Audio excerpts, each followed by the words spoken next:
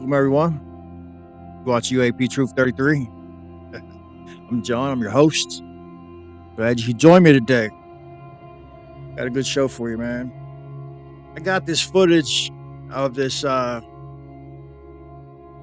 two orbs.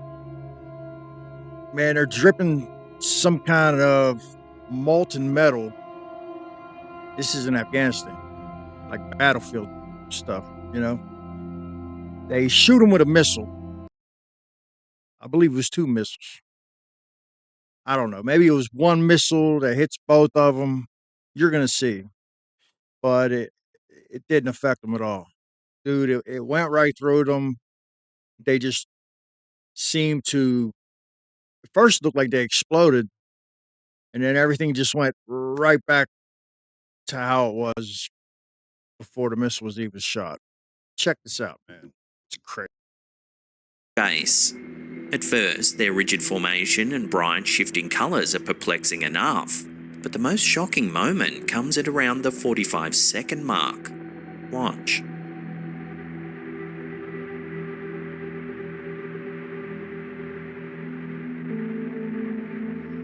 A missile is launched at the orbs, hitting them directly. Instead of being destroyed, however, the objects remain completely unaffected.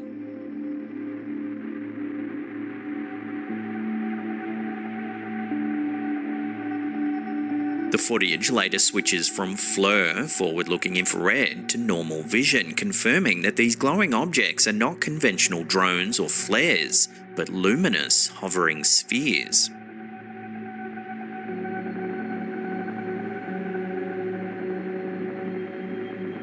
The footage has reignited the debate about the nature of UAPs. Some viewers suggest this could just be a standard military exercise involving advanced training targets, arguing that the orbs might be a high-tech decoy designed to test missile systems.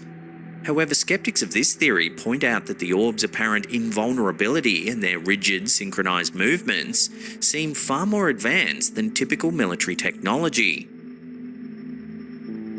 Others believe the video could be evidence of extraterrestrial craft or advanced unknown technology. The original snippet of this footage has long been discussed in online forums, often dismissed as a training exercise due to its short length. However, this full 10-minute version provides a new context that challenges this assumption. With the extended footage, viewers can see the orbs' consistent, unusual behaviour over a prolonged period and their ability to defy conventional explanations. The glowing orbs over Afghanistan remain a compelling mystery with no definitive explanation in sight. As debates continue online, the footage stands as yet another example of the unexplained phenomena that challenge our understanding of the skies.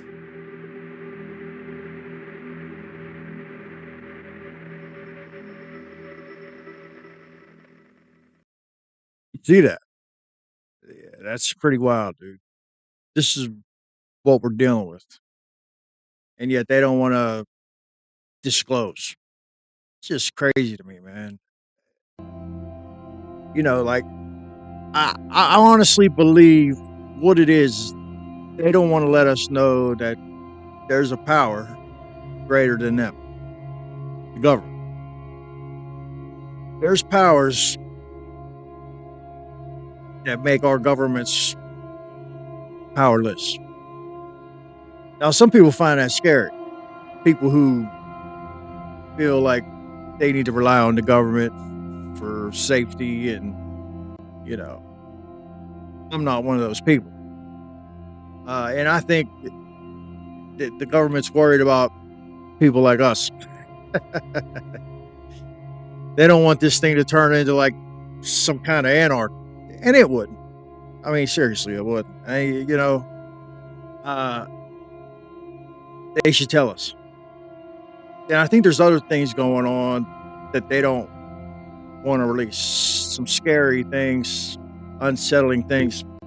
I did an episode a couple days ago on the cattle mutilations, and one of the questions that they posed to John Lear, who is the son of the magnate that basically created the Lear jet, And John Lear had connections in intelligence also, which is how he came upon a lot of the information about non-human intelligence and UFOs that he was able to get. And kudos to him for talking about it when he did, at a time when people were labeled as kooks for doing so. So, but George Knapp asked him flat out, is this, do we have cattle mutilations? Has this ever happened with humans? And he said, I want to steer away from that. There have. The audience is usually split. We have some people who are skeptics seeking out truth. We have true believers who don't really know what's going on, but they're curious, but they know that there's UFOs and non-human intelligence. They just don't know what it exists of, the details of it. Then you have the people who are kind of woo-woo, the people who are real into the psionic aspect, the psychic aspect. They've had experiences, and they believe that there's multiples of species of these things. That there's Nordics, that there's lizard people, that there's the Greys, and on and on and on. And I kind of fall in the middle, honestly. But I find myself every day, dude, ladies and gentlemen, excuse me. But I find myself every day kind of going more and more woo woo. I have half the viewers liking the footage, half the viewers liking the intelligent discourse. I want you guys to look at this, and then we're gonna come back and talk about it. Number 44. UFOs spotted on the moon from Moscow. UFO activity is not just something that happens on Earth, but on our natural satellite as well. A photographer from Moscow, Russia, captured something on the moon that left him totally spellbound. Anyways, there are conspiracy theories that the moon is an alien base, but this footage just solidified such beliefs. Back in 2019, a Russian photographer set up his equipment to shoot a full moon over the city of Moscow. And while trying to focus, he saw something very unusual.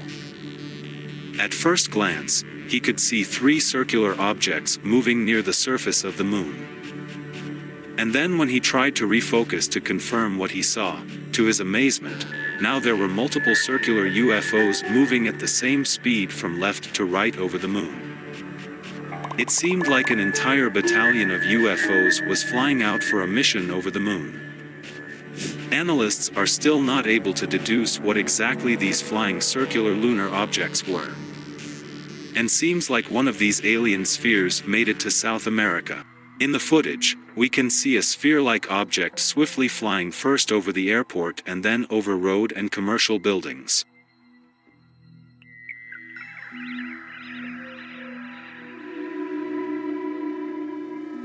Even the military personnel capturing the footage said that the UFO exhibited characteristics that cannot be explained by any known aircraft or natural phenomenon. Also, they added that this UFO was definitely smaller than an aircraft, so maybe it was an alien probe sent to survey the airport area. The CBP aircraft continued following the sphere for more than 10 minutes, and during this time it slowly moved towards the ocean. That's where things got weirder, because the sphere suddenly dipped inside the water.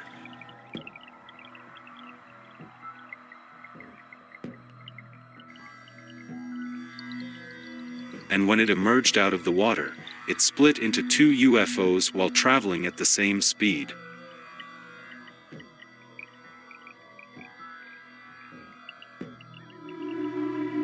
The UFOs again went underwater, but this time, never to be seen again.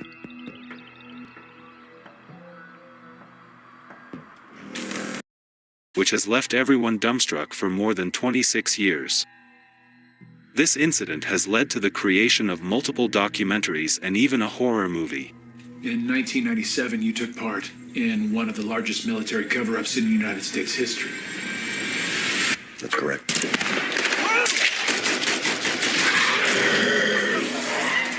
The Pheonix lights, also known as the lights over Pheonix, were a series of widely observed unidentified flying objects spotted in the skies over Arizona and Nevada in the southwestern United States on March 13, 1997. Harkins, Theater in Scottsdale hosted a community forum on the Pheonix lights today. It aired a documentary on this exact sighting. Thousands of witnesses reported seeing a series of mysterious lights forming a distinct V-shaped pattern in the night sky over Arizona. Some witnesses even saw 5 floating lights moving silently across the night sky. The lights were described as bright, steady, and in a V-shaped or boomerang formation. Despite attempts by the U.S. Air Force to attribute the phenomenon to military flares, skeptics continue to question the official explanation. Similar triangular aircrafts have been spotted in Sunrise, Florida, and even over Manhattan, New York.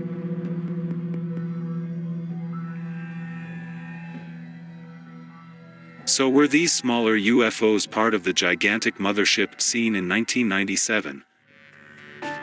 Number 34. UFO over Jerusalem. This shocking incident took place in 2011 in the Holy Land of Jerusalem in Israel. This sighting is particularly distinct because of the manner in which the UFO eventually fled into the night sky. This footage was recorded by a native of Jerusalem while he was out on his night stroll. He suddenly spotted this extremely bright light above the city and started recording the video. But what happened next completely scared onlookers for their very life. After some time, the UFO slowly started descending like it was about to land in the city. Terrified onlookers continued to look with jaws wide open, thinking that this would be their first ever alien encounter.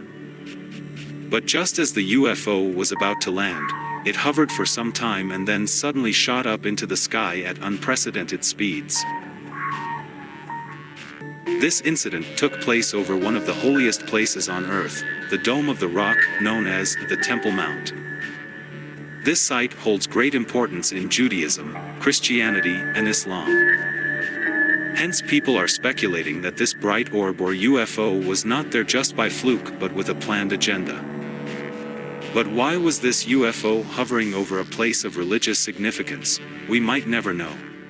Number 35. White orbs over Area 51. Being synonymous with aliens and UFO activity, it shouldn't come as a surprise that Area 51 finally made it to this list. The exact date of this sighting cannot be established, but the quality of this footage suggests that it was taken somewhere in the 90s. In the start we can clearly see 4 bright orbs hovering in the sky above the mountains. Then suddenly one of the orbs on the right side disappeared, followed by the disappearance of the remaining 3 orbs. The fear of seeing such an unnatural phenomenon can clearly be heard in the voice of the onlookers. No, it just disappeared. They're disappearing. They heard us up on the mountain. They did. Then they... This was followed by the onlookers aimlessly moving their cameras, while trying to search for the orbs, but to no avail. Such an eerie phenomenon of orbs appearing in the sky and disappearing into thin air occurred 2 more times. Once in September 2018 in Texas, where 3 bright orbs in the sky disappeared for a brief moment only to reappear again. Similarly in 2021 in New York, 3 bright lights were spotted high up in the night sky. But they slowly disappeared after noticing an incoming commercial flight, perceiving it as a possible threat.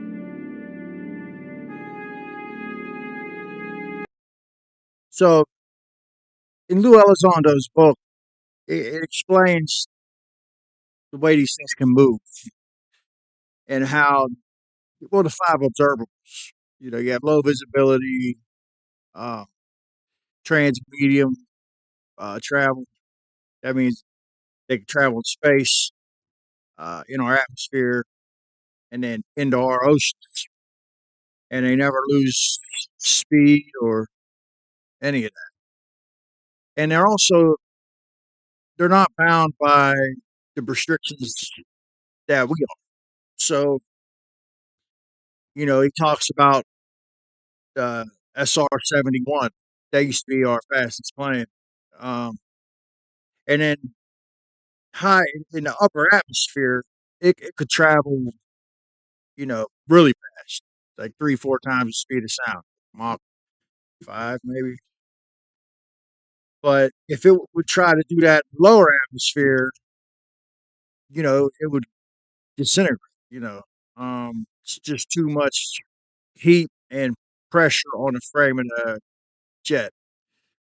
But that these things are clocked at sea level, right above the ocean, you know, going 13,000 miles an hour, you know, speeds like this. Um, Turn on a dime, stop on a dime, this type of thing. And the times that we are able to film it, which hasn't been often, it appears that there's like an envelope around it. Um, so apparently these things are, like I've said in the past, they're able to manipulate space and time. It's a crazy thought, it truly is. Um, and that this envelope that's around them, it's like a bubble almost. And this is one of the reasons why people can only get blurry pictures of them because of this bubble that's around. It's like an electromagnetic, you know. Look, I'm not a physicist. I don't know, but they say that this is a lot of the reasons why uh, it's hard to get them on film. Which of course, the skeptics are going to jump all over that. They're probably salivating as soon as I said that. Although I'm sure skeptics probably don't watch my channel. Yeah, I just wanted to touch base with you guys, talk about this. Um, yeah, that book, Eminent by Lou Elizondo, it's a really good book. I have my suspicions with Lou, but that's a really good book, man. If you really want to, for the normies, that's a good starting point. His book. Um, and sometimes I need to remember that some people that watch my channel, um, not everybody is as knowledgeable of this phenomenon as some of us are. Sometimes I feel like I need to go back and start with Roswell. Talk about Roswell, talk about those old cases, and then gradually work my way up to where we're at today. Because I think that throwing people in the deep end, it's a good way to lose people. You know what I mean? It's a difficult subject, and I think that's the thinking behind this slow drip disclosure. Because I think that if they tried to hit us all with it at once, not me per se, but others, they wouldn't be able to handle it. They'd be like, no way. They wouldn't believe it. Two paradigm shift. So wait. You're telling me that there's these beings that are able to manipulate time and space, and they're coming into our world. They're ultra dimensional, and they're coming into our world and doing what they want. And they're taking some of us out of here, doing tests on us, and then putting us back. And maybe in some cases, not putting us back. So that's the issue. Now I get it, and I know that most of you that watch this channel are probably where I'm at. Some of you ain't, and that's okay. Listen, you know, um, there's nothing to be ashamed of in that, because I feel like I'm ashamed because of all the crazy shit I believe. You know what I mean? So, it's no big deal. Um, it's a slow drip. I think that's the best way to take in the subject, bite-sized pieces. And that's the other thing. Like, I don't know if any of you have heard the story about the three blind men, and they're trying to figure out what an elephant is. And one blind guy's in the front, he's playing with the trunk, and the other blind guy's in the back, and he's messing with the tail. And the other blind guy's got a ear, and they're all arguing over what it is that they're touching. What it is that they're. So they have three different perspectives of the same thing, and I think this is a lot like disclosure. It's a lot like the UFO phenomenon, and I think it's probably is a multitude of things. Um, some of them may have been here longer than us. Some of them may be coming from space. You know, some of them may be from under the ocean. Maybe an amphibious. I don't know. I'm just throwing it out. Maybe some of them are coming from outside of our space time continuum. Not to sound too sci-fi. Just this is what we're dealing with. I think. I could be wrong. It could just be all space. Could just be all things that have been here all along. I mean, I do know. Uh, I can't prove it, but I've convinced myself that at least one of these things has been here all along, and I think that's things that have been written about in the ancient scriptures, the Bhagavad Gita, the Veda, um, the Sumerian tablets, some of the Bible. These things have been written,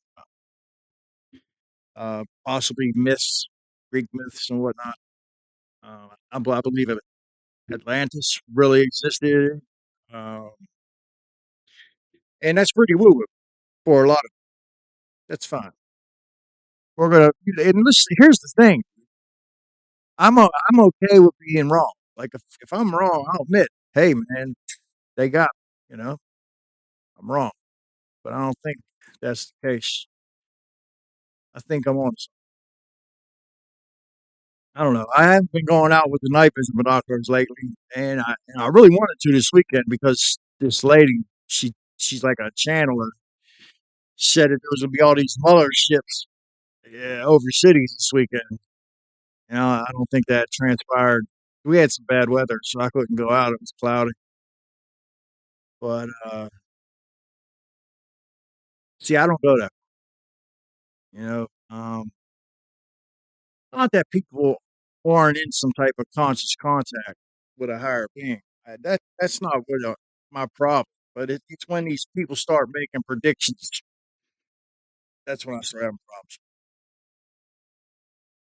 I don't know. So I just wanted to touch base with you on some things. Talk about some of these observables that's in Lou Elizondo's book, and hopefully bring that idea to the forefront of your mind. Like, you know, this is why these things can't be made by humans. These people that are saying, "Oh, this is just advanced tech, and we're trying to keep it top secret, so we're telling people it's alien tech to throw them off." Well, no, it can't because we don't have technology that can do that. We don't have the materials that can do that.